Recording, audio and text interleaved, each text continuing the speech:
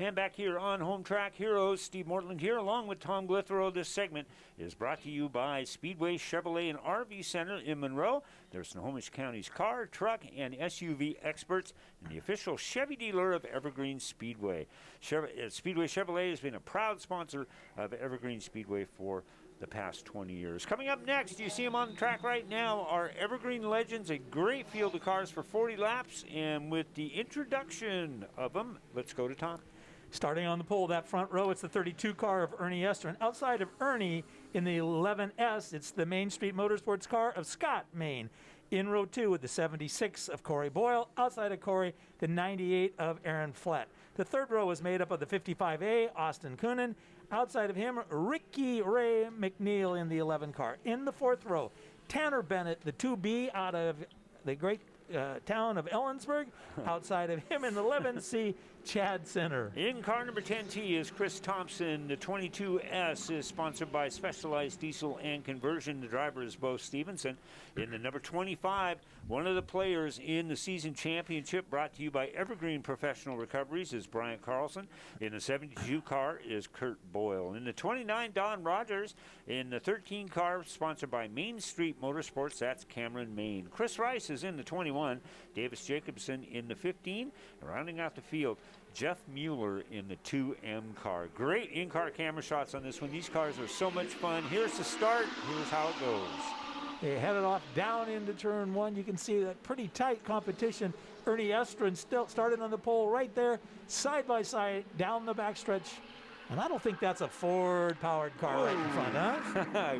could be, but I kind of think Ford-bodied car. I'll go with that. All right. But, boy, I tell you, these legends have just been so much fun to watch this season long. And it has really been, you can't say enough about the job that Chad Sinner and Bryant Carlson have done. Like we talked about on the intro, these two were tied as they came into the property. Heat races occurred, some adjustments here and there, but still pretty tight when they start this off, as we see Ernie Estrin getting past as they go into turn number 1 here as we're working lap number 3. Short wheelbase, really low to the ground, a fairly hard, tired car. You can see them kind of bouncing around. They're kind of hunting dogs, as they call them, searching for a place to go. But an absolute fun type of race car to drive. Yeah, they are. I've had the chance to drive a couple of these things, and once you get the hang of them, because I don't know of any car that we race out here, with maybe the exception of the Pro Late models, where you are down so low in them. And if you were to put a tape between where the bottom of where your butt would be and the bottom of the track, there's not a whole lot of room there. But, and a fairly tall person can really be comfortable inside one of these things. It's amazing the cabin space that these things have. They're all motorcycle engine powered, and they have Toyota Celica rear brakes. They're essentially the same cars that INEX came up with and 600 Racing out of Charlotte, North Carolina, 25 plus years ago. And that's what's made this class so successful is the changes have been minimal. Right. I think probably the biggest change is that they just try to keep up with the competitors because, you have 100 tech officials and you got 1,000 racers out there across the country, and they're trying to figure out a way around the rules. But INEX has done a very, very good job with them, and that's what's made this class not only very competitive, but also affordable. Right. You can buy a very, very good used race car for, $6,500, $7,500, and you can run that thing forever as long as you don't, stack it up. But as you can see right now, though, pretty good battle through, 7.5 laps into this thing, and these guys are doing a pretty good job of working their way around a racetrack, like you say, that's dry, but there's puddles out there waiting for them. Ricky Ray McNeil in that number 11 car is your leader, followed by the 11S of Chad Sinders. You mentioned Chad is definitely one of the horses in this race for the season championship. He won it in 2019. He would love to be a repeat winner, and we'll look for him to kind of make his way up through the field. Austin Conan in the 3rd spot. Tanner Bennett, good to see Tanner Bennett and that Bennett family out here at Evergreen Speedway. Grandpa Ron. Oh, yeah, just a legendary family, and it's pretty cool here. So we're about ready to wrap up lap 10. You go into the Bennett family, you'll see some of them at the Napa store right in downtown Ellensburg. I drove by the other day. You want to make a shout out to Aaron Flett, that 98 car. Aaron started out the year, and I guess it might be easy to say that he was driving an evil race car, and he was working to the back, and he's been running in the top 10 today. So I kind of noticed that each race that thing gets a little better. He's getting up towards the front. So a shout out to Aaron today. And make no mistake about it, when these Legends cars are evil, that there is just no better way to put it. They will make grown men cry and cry hard because they're pretty complex. They don't look all that complex, but and you know, you can't really gain an advantage. It's a driver's series because of the equality of all of them, and that's what I think makes them fun to watch. Well, and you can run these cars, you know, just in the Pacific Northwest. They run down at South Sound Speedway. You can see them over at, you know, Yakima, Fall Classic time, Apple Cup time, some of those sorts of things. So, you know, and then you get into Idaho, and then you start heading back across the country. You know, you could take that car and basically, you know, you change your transponder or the number on the door, and you can race it all the way to Charlotte, back to the speedway back there. It's been an amazing concept that Humpy Wheeler came up with, and like we said, it started off in Charlotte, North Carolina, and business called 600 Racing kind of came up with the concept of it. And it's always cool when you can put an old body on. We've seen a couple of those, especially in our Northwest Motorsports Street Stock division this year, where they're going back to the older bodies, which I think is just outstanding. So people in the stands, you know, your first reaction is, oh, they're just so cute. Yeah.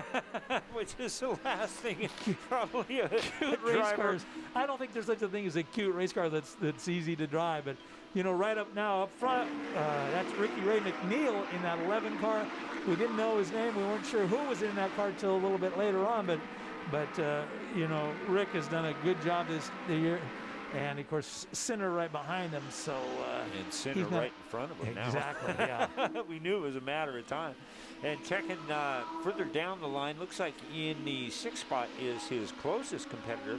And, look, we got to give a shout-out to Brian Carlson, too, because he's tried a couple of different types of race cars. His dad, John, wrapped up the championship in the Outlaw Figure 8, Frank's Radio Service Outlaw Figure 8 division. And I was talking with John a little bit before while Brian was getting buckled in. And I asked John, I said, why did you get one of these things? He goes, well, first of all, you know, and John, you know, proud dad, well, I'm just doing this for my son. Yeah.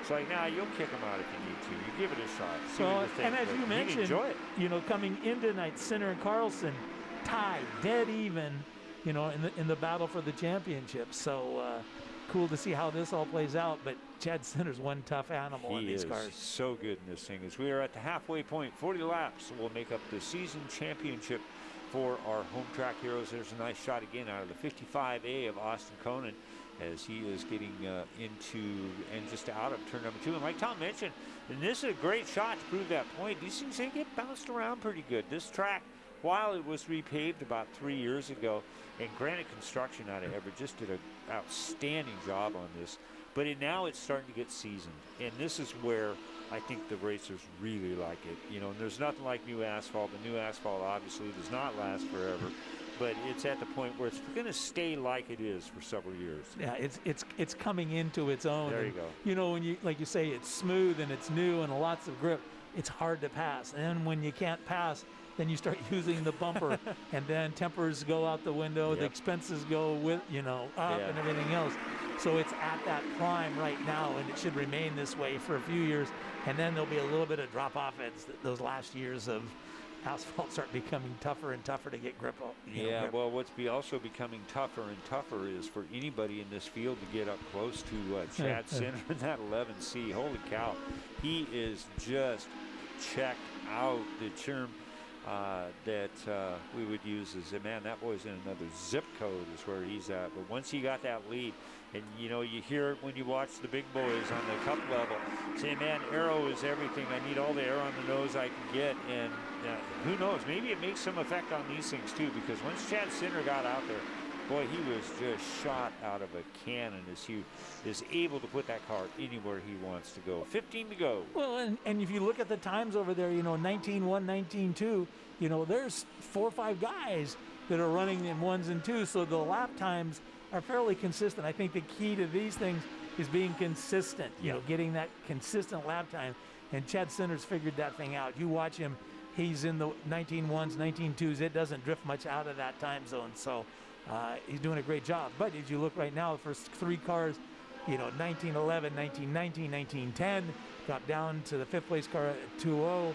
A little further down, there's another two, so some pretty consistent times. Yeah, and Chad Sinner's now coming up on some lap traffic. It'll be interesting to see how he gets through that. I thought he was going to split the difference, and he might still do it with a lot of confidence. Boy, that car, like we mentioned a few laps ago, can go anywhere he wants it to do, and he's going to do it. Oh, we've got Estrin spun in car number 32. You can see him right down there. Lights light up on our Speedway Chevrolet pace cars. We'll bring it back upstairs for a second, but it looks like Chad Sinner's on his way to a 2nd consecutive championship.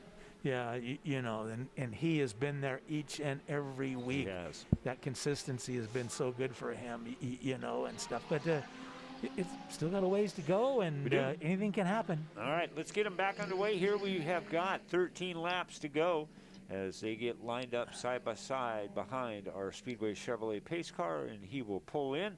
Chad Sinner with Austin Conan on the outside, Tanner Bennett on the inside. Tanner with a great run here with Ricky Ray McNeil on the outside. Then we go back to Corey Boyle. Brian Carlson slowly and steadily moving his way up through the field. Bo Stevenson, Jeff Mueller, Chris Thompson, and Aaron Flett. And nice run, like Tom mentioned, by the 98 of Aaron Flett.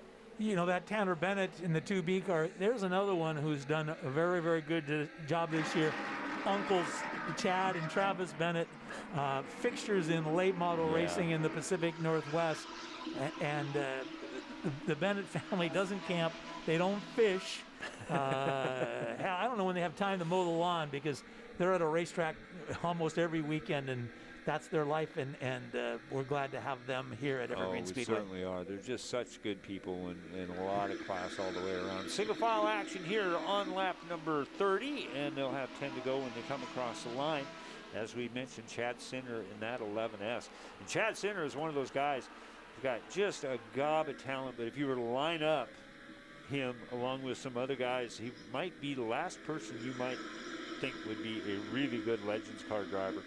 But, it just goes to show that, with good practice, with good skills, good brains, he can move that thing up to the front. He's got all 3 of those in spades. Ricky Ray McNeil still in that 2nd spot, and Sinner not really pulling away too much.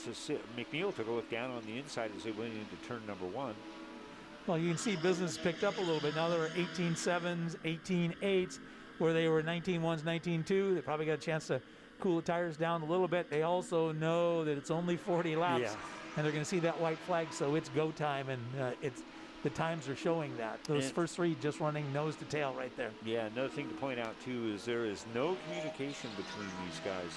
There is one-way communication from the official spot down to the cars. They can talk to each one of the drivers. Drivers cannot respond. So this is another good thing about this class, is that it kind of teaches you the feel of the car, and it teaches you car control. And we've been talking about that several times throughout this season.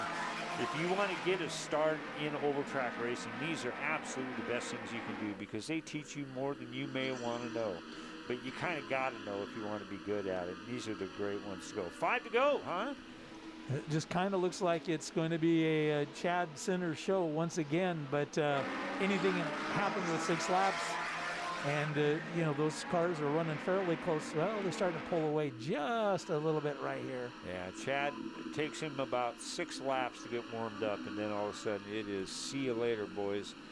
Tanner Bennett now moving up into that 2nd spot. Ray McNeil has, something must be off with that car. As you can just see him right up in the middle groove coming out of turn number 3, and Chad Sinner makes it by one more time. But Tanner Bennett has had the best race of his season as far as I'm concerned, because he has just steadily, smartly, and calmly moved his way up into the 2nd spot.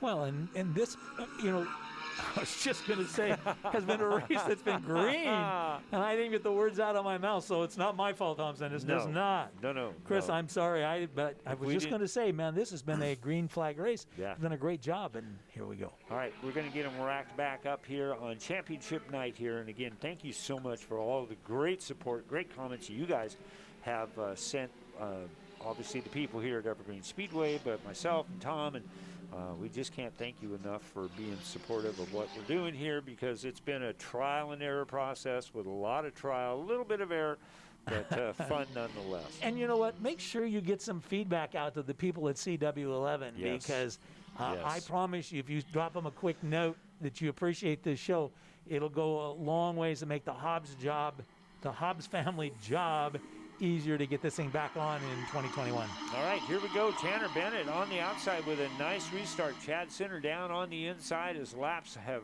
gotten to the point where they're winding down here for the main event for our Evergreen Speedway Legends division in their home track with Chad Center in that number 11 C car coming out across, and he will put another lap in the books, and he will more than likely just pull away with this one. Austin Conan is still hanging in there tough in the third spot, with Corey Boyle in the fourth spot, and Ricky Ray McNeil. And even though he's going backwards, I've still been really impressed with that guy behind the wheel of that number 11 car. And that's what happens. You know, here's Chad Center. He's out front, nice lead. Everything looks good, and the next thing you know, the yellow comes out. Now all of a sudden, he's got Tanner Bennett sniffing all over that rear bumper, look at that. making a move to the inside as they head down into turn 3. Holy mackerel. So things change very quickly. You know, and as you mentioned, Ricky McNeil will run up front. Now he slid back a few spots. The white flag's out. Just one more lap to go, and Bennett is just working it hard. Boy, he is just all over the bumper of that 11C of Chad Center as they head down into turn number 3. Center with a great run coming off the top. Oh, and Bennett goes around, and look at this as the car is bouncing off the wall. And sparks flying. Looks like a tire is probably still going. Look at this pile. I'm going to guess there's some fluid down maybe on the racetrack that just set this whole thing in motion. Very well be. We'll get a replay coming up here right now. Let's see what happens. Boy, Tanner Bennett just went around on him. It didn't look like anybody got into the back of him there. That's the 55 with the right front tire off on his car. That's Austin Keenan. And we had some really good in-car shots out of that car. So we will take it down to Brandy Chavez to talk to the winners. Coming home in third place tonight for Legends. Congratulations, Bryant Carlson.